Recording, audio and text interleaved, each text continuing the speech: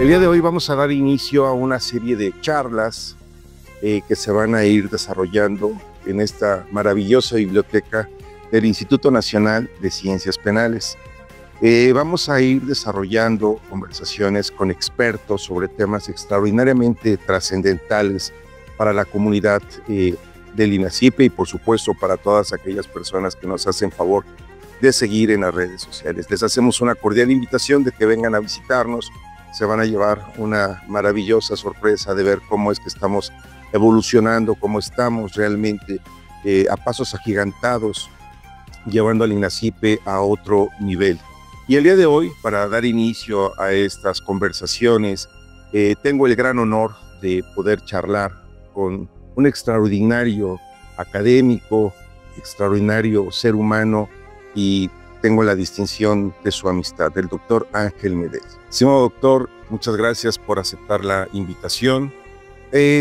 Recientemente hubo una serie de reformas legislativas que impactan al tema de la seguridad. Me gustaría, si no tienes inconveniente, que empezáramos charlando por estos rubros. ¿Qué opinión te merecen estas reformas? Bueno, antes que nada, gracias por la invitación, Sergio. Es un placer el hecho de estar aquí en el Instituto Nacional de Ciencias Penales, como lo saben, la máxima casa del derecho penal y cuestiones correlacionadas. Mira, existen algunas circunstancias que pueden ser de trascendencia o relevancia para el estudio jurídico. Entre ellas tenemos esta nueva ley nacional, sí, de investigación e inteligencia correlacionada con cuestiones de materia de seguridad pública, en donde se establece una perspectiva diferente en cuanto a los procesos de investigación criminal, ¿sí? Partimos del hecho de que se cambia de un paradigma en el cual con anticipación se manejaba un sistema de seguridad pública cercana a la población, ¿sí? Y hoy se busca tener un sistema policíaco en donde ese sistema esté basado en la inteligencia, trabajo de inteligencia. Y es precisamente uno de los tópicos que me gustaría platicar. Claro, adelante. Dadas las condiciones, y esto lo he sostenido en reiteradas ocasiones en las que se encuentra el país, no podemos negar los niveles de inseguridad que tenemos, la violencia, la forma en que los grupos delictivos han exponencializado las actividades que no necesariamente son las que se encuentran en el catálogo del artículo 2 de la Ley Federal contra la Delincuencia Organizada. Se han extendido a una cantidad impresionante de actividades delictivas. Yo consideraba y sigo considerando que la parte de la inteligencia y la contrainteligencia es fundamental para llevar a cabo adecuadas investigaciones, porque de lo contrario traería como consecuencia solamente estar ante puras reacciones y eso genera una situación de violencia extrema. El tema de este marco normativo, ¿te parece que cumple con estas expectativas? ¿Consideras que realmente es lo que el Estado necesitaba para darle operatividad a las instituciones y que se pudiera suministrar una información de calidad para que se puedan integrar carpetas de investigación de una manera adecuada?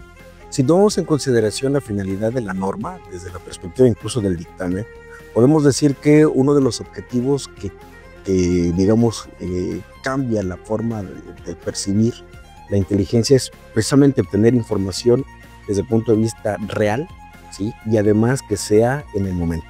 ¿Para qué? Para que se pueda tomar en consideración acciones de carácter operativas y se pueda afrontar estos grupos criminales, ¿sí? Y esa, decíamos, es una de las diferencias con el sistema previo. ¿Por qué? Porque anteriormente se señalaba que el proceso de inteligencia se tenía que realizar ex post, o sea, una vez materializado el evento, viene el proceso de investigación y obviamente pues eso ya no me sirve. ¿Por qué?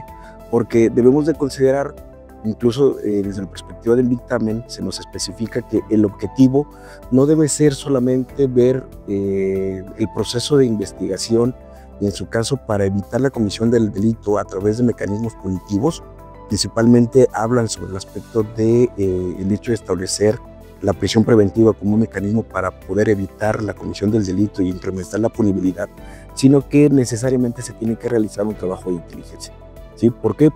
Porque solamente a través de la inteligencia, estableciendo una serie de elementos como son rutas de operación, el hecho de establecer, digamos, formas o modos de operar de los grupos delictivos, entre otro tipo de circunstancias, nos va a permitir poder afrontar de forma real, actual, ¿sí?, este tipo de problemáticas. Y ese es el objetivo de la norma, el hecho de establecer, decíamos, información no reactiva, sino proactiva, ¿sí?, con miras a poder afrontar ese tipo de delitos. Entre ellos hacemos alusión a cuestiones de homicidios dolosos, cuestiones de secuestro, delincuencia organizada, trata de personas, extorsión, ¿sí?, y cuestiones correlacionadas incluso con el robo de transporte público, entre otro tipo de cosas. Sí, claro, y eso es muy interesante. La legislación incorpora un término, a lo mejor estoy extraviado, pero se escuchaba mucho más en el ámbito social, en el ámbito periodístico, delitos de alto impacto, ¿no? Y se lo incorpora en la legislación y hace referencia precisamente a estos delitos que acabas de mencionar. El tema aquí es, a ver, ¿hasta qué punto está extraviada la legislación o el legislador? Si partimos de que tenemos tres niveles, ¿no? Lo que sería la seguridad ciudadana, la seguridad pública, la seguridad nacional. En cuanto al tema de la delincuencia organizada, inminentemente es un tema que toca incluso la legislación correspondiente de seguridad nacional y que, bueno, pues son temas que ponen en predicamento siempre a las instituciones del Estado, los grupos delictivos organizados. ¿Hasta qué punto hay esta mezcla en la legislación? O sea, estamos hablando realmente de seguridad pública, de seguridad nacional, de seguridad ciudadana, porque hay un rubro ahí que hace referencia para la protección de los derechos de los ciudadanos, ¿no? Entonces, ¿qué opinión te merece esto? Bueno, si tomamos en consideración lo que establece el artículo primero, se hace efectivamente alusión a que el secretario, en este caso el secretario de Seguridad Ciudadana como tal, pues auxilia en las operaciones correlacionadas a la seguridad nacional. Y bueno, aquí debemos de hacer una serie de acotamientos desde un punto de vista terminológico y de finalidades propiamente dichas. Que son importantes, ¿no? Es correcto. ¿Por qué? Porque de ello depende incluso la visión que puede tener el Estado para poder afrontar la delincuencia como tal, ¿sí? Incluso por eso el cambio de vertientes. Si hablamos de seguridad nacional, recordemos que la seguridad nacional tiene como finalidad pues mantener el Estado como tal. O sea, vemos o partimos de una postura primordialmente de amigo-enemigo desde el punto de vista internacional, en donde lo que se busca es mantener, deseamos, la existencia del Estado ante todo aquel tipo de ataque que se pueda generar. Pero si lo vemos desde una perspectiva clásica, generalmente hacíamos referencia a enemigos extranjeros, otras potencias como tal. Este elemento ha sido modificado, ha evolucionado. Tan es así que aquellas circunstancias que pueden generar problemas a la seguridad nacional no nada más se vienen del exterior, sino existe la posibilidad de que algunos elementos internos puedan desestabilizar el Estado. Y es en este rubro donde podríamos hacer alusión a estos grupos delincuenciales, grupos de delincuencia organizada, que pueden desestabilizar el Estado como tal. Pero reitero, solamente se hace alusión a ese término en el artículo primero como tal. Con posterioridad, todo viene de la mano en relación al concepto de la seguridad pública. Pero aquí también tenemos que hacer alusión a una diferenciación entre el concepto de seguridad pública y seguridad ciudadana. ¿Sí? ¿Por qué? Porque en la seguridad pública partimos de que la finalidad del Estado es proteger por una parte los derechos de las personas y además asegurar, decíamos, el bienestar y la paz social. Pero si lo vemos desde un punto de vista de un proceso evolutivo, hay una mutación en este concepto, en donde al momento de que hacemos alusión a la seguridad ciudadana es porque partimos de un lineamiento de carácter democrático, en donde lo principal es los derechos del ciudadano, pero no desde una perspectiva estatal, sino desde el punto de vista del ciudadano común y corriente. ¿Por qué? Porque debemos de considerar que lo importante es el ciudadano y la protección de sus derechos, de sus libertades, de sus bienes, entre otro tipo de cuestiones. Entonces, el hecho de que la misma normatividad maneje, por lo menos desde una perspectiva, este concepto de seguridad pública por encima de un aspecto de la seguridad ciudadana, pues podríamos decir que es un retroceso o una visión primordialmente de carácter estatal, ¿sí? Por encima, decíamos, de los derechos ciudadanos como tal, entendidos en este proceso evolutivo. ¿Por qué? Porque al final del día ambos elementos pues buscan proteger derechos fundamentales, pero principalmente, decíamos, dirigirlo al ciudadano, el último elemento, en donde desde una perspectiva democrática, pues partimos de que es lo principal o lo esencial. Claro, con este tipo de Estado. Sí, no, definitivamente. No sé qué opinión te merece, pero en el estudio que realicé de la legislación, me parece que es una cuestión frecuente, desafortunadamente, en nuestro legislador, que se va extraviando, que no tiene esta adecuada técnica legislativa, no aclara ciertos niveles de competencia, no prevé ciertas acciones que son eminentemente relevantes. Quizá le está dando, quiero pensarlo de esta manera, a un marco normativo a algo que de hecho se daba, ¿no? Lo sabemos, que esto era una cuestión que se plantea. Visto desde esa óptica, bueno, el saber que tenemos ya una normatividad y que hay ciertas estructuras jurídicas que le van a dar una sustentabilidad al quehacer operativo, pues en ese sentido me parece adecuado si lo vemos desde esa óptica. Pero hay otros rubros que, no sé, en lo particular me inquietan. Quisiera saber tu opinión.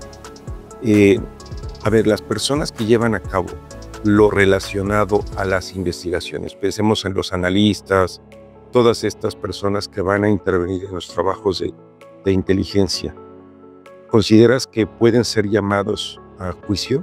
¿Podrían ser considerados como testigos en algún momento? Pensemos en la defensa, que quisiera solicitar incluso entrevista a algún analista y después ofrecerlo en la etapa intermedia como un medio de prueba para después desahogar su testimonio en el juicio.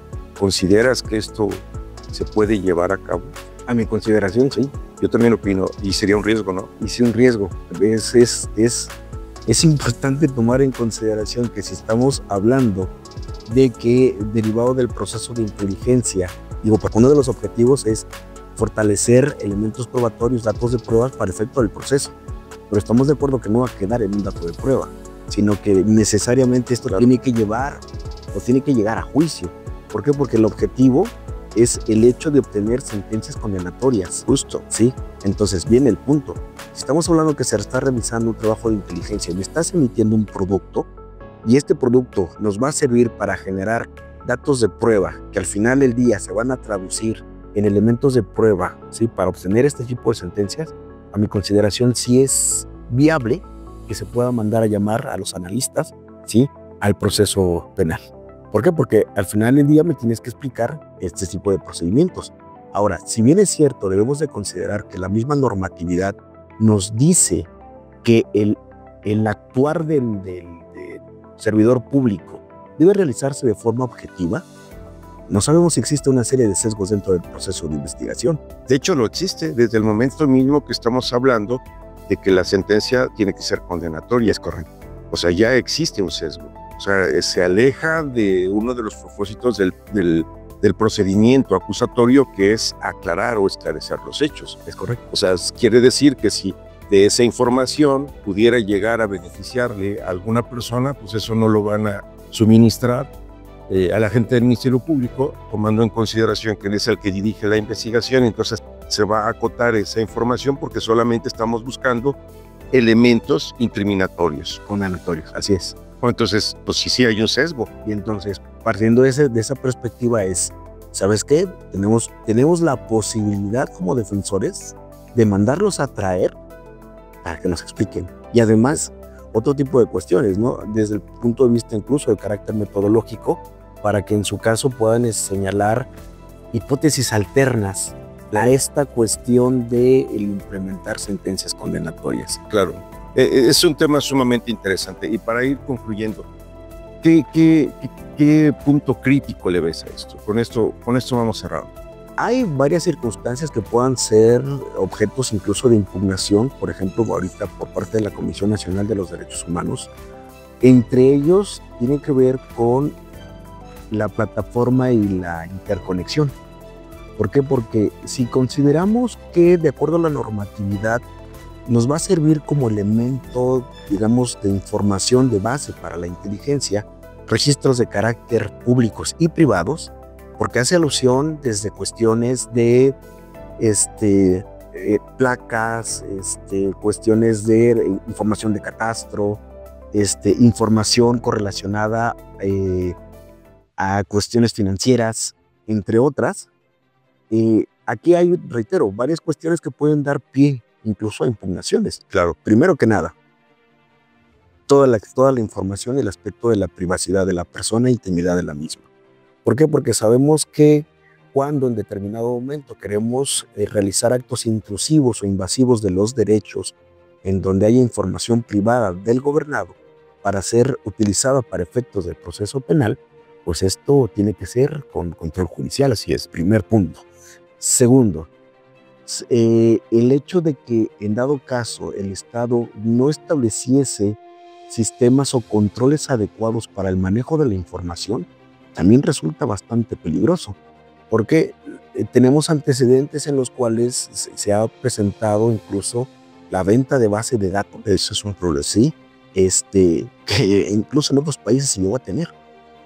Entonces, ese puede ser un punto trascendente, o simple y sencillamente, ¿no? El hecho de no pagar los sistemas de seguridad. Tuvimos un problema con Guacamaya Leaks, que fue una cuestión que incluso puede considerarse de afectación a la seguridad. Lo es, de hecho. Sí, por toda la información que se filtró de forma indebida porque a alguien se le olvidó realizar su trabajo, o en su caso, pagar determinados mecanismos de seguridad. Imagínate. Ese tipo de cuestiones, reitero, pueden llamar la atención, ¿sí? o puedes convertirse en un problema mediático, decíamos, por el hecho de no tener los controles adecuados. Ahora, si tomamos en consideración la finalidad, o mejor dicho, el tipo de ley, se nos señala que es una ley nacional. Ahora, digo, si ya estábamos buscando la cuestión de regular todo lo que tiene que ver con la inteligencia, pues no debía haber sido una ley nacional, tenía que ser una ley general, para así debe ser una serie de competencias, tanto a nivel general, federal como estatal, y claro, ocurre así. ¿Por qué? Porque es una ley nacional. Vamos hacia las cuestiones de la federación. Sí, claro. Incluso en la misma normatividad se establecen una serie de lineamientos, ¿sí? Para establecer o determinar quiénes son las personas competentes para poder servir o trabajar en estos equipos de trabajo. Claro, ¿sí? Pero, reitero, solamente hacen referencia a la federación. Así es. Los estados, ese es todo un problema. Sí, los estados lo están dejando de lado. Justo, y es un tema muy particular. Cuando hablamos de una ley general, estamos hablando de distribución de competencias. Una ley nacional principalmente tiene aspectos de carácter procesal. Una legislación de índole federal, pues está reservada para la federación. Pues qué interesante, mi querido doctor. Agradezco muchísimo que te hayas dado el tiempo de compartir con nosotros. Muchísimas gracias a toda la comunidad INACYPE. Ustedes saben que en INACYPE se viven las ciencias penales. Muchísimas gracias.